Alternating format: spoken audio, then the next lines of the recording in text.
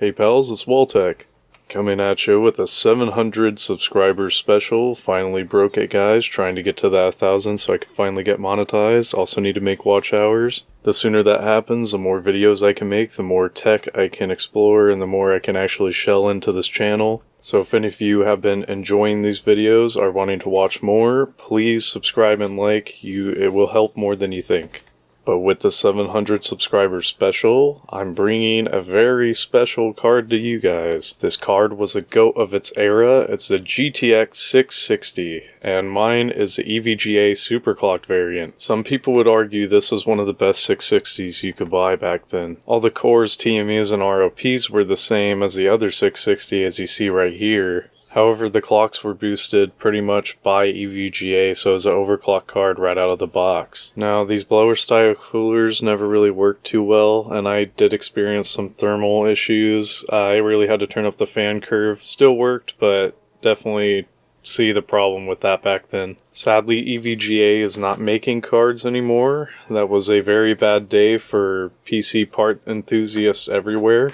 But if you were talking about peak gaming back in 2013, the 660 was the card. Built on the Kepler architecture, it also was one of the first cards to have NVENC installed into the board, meaning it helps with processing video, and it also helped with encoding things. Back in the time this came out, 2 gigs of VRAM was actually quite a bit, but can this once legendary GOAT still step into the game and be a contender? Well, let's see. The first benchmark we decided to jump into was Skyrim Special Edition. High settings, 1080p. We saw very nice figures here, an average frame rate of 58.5, a minimum of 30, a maximum of 60.3, a 1% low of 29.8, and a 0.1% low of 20.4. I had a great time playing this, even more so than the Xbox One, which wasn't even released yet at this time when this card came out. I already think the card is living up to its GOAT expectations. The next game I decided to try was a Witcher 3 Wild Hunt. Now unfortunately this game did not go as well as Skyrim. We got an average of 34.9, a minimum of 26.4, a maximum of 45, a 1% low of 27.2, and a 0.1% low of 21.6. I think this game was enhanced for new gen instead of being like compatible with the old gen as much anymore, which makes sense. I mean, it's a new era. But yes, all these figures were recorded on low 1080p. Not too great, playable, but just barely.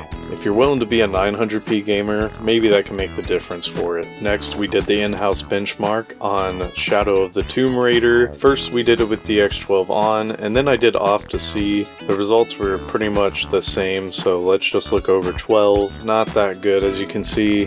For the GPU part, we got 21 minimum, 56 max, 31 average, and a 95% of 26. Which to me isn't really even playable. Maybe again this is another one, if you lower it to 900p you can at least get away with it, but probably need to look for a different card if you're trying to game and with games as demanding as this one from this time. Next, we did another in-house benchmark on Rainbow Six Siege. Now this one I was actually pretty impressed by. We did high settings at 1080p, and we got pretty darn good results here. The in-house benchmark results show a 67 average frame per second, a 76 max, and a minimum of 41. Now, to me, that's more than playable. I play at that usually anyways because my monitor is only like about 75. If you need a higher frame rate, you could definitely just drop that down to medium. So if you're an esports person, this card might be the one for you. Yet another in-house benchmark. We tried Injustice 2 at 1080p. It did not go too well. Lowest settings I could do. This does not look great. Because of this lousy result, I lowered it to 900p and I ran it again and it did phenomenal. I'm kind of like lost on how well it did once I just lowered the resolution a bit, but yeah, I mean it works. You can play that for sure. It's a fighting game. You don't really need the highest resolution anyways. Then the in-house benchmark for Deus Ex Mankind Divided. Now these results are literally on the hinge of barely playable. At lowest settings we can get, 1080p, we saw an average of 33.1, a minimum of 23.6, and a maximum of 42.1. Now in console terms, this can be considered playable. I would not have a nice experience doing it, but if you want to play this game, maybe 900p again, you could do it, and it probably would be doable, and it probably wouldn't be that bad of an experience, but personally it wouldn't be my cup of tea.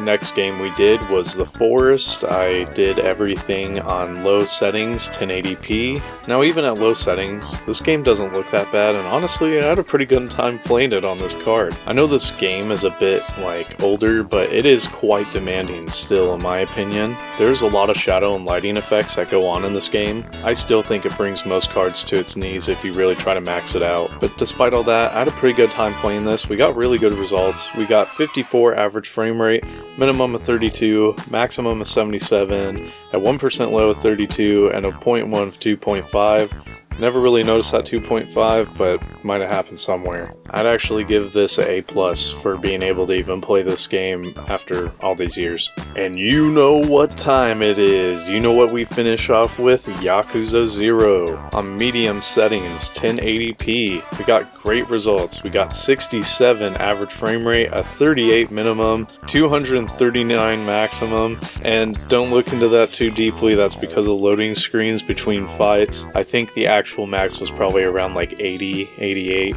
We got a 1% low of 38.2 and a 0.1% low of 23. Had a great time playing this. This card is very capable. It still looks great with the medium settings. I highly recommend it. Now, I need you guys to keep in mind, this card is 13 years old. Skyrim literally came out. Not even special edition, just base Skyrim literally just came out when this card did. GTA 5 literally was still a year away, and at 1080p it can still at least play, even if not the greatest play, but play modern titles properly. If I'm having this good of a time with it right now, it had to be the GOAT back then.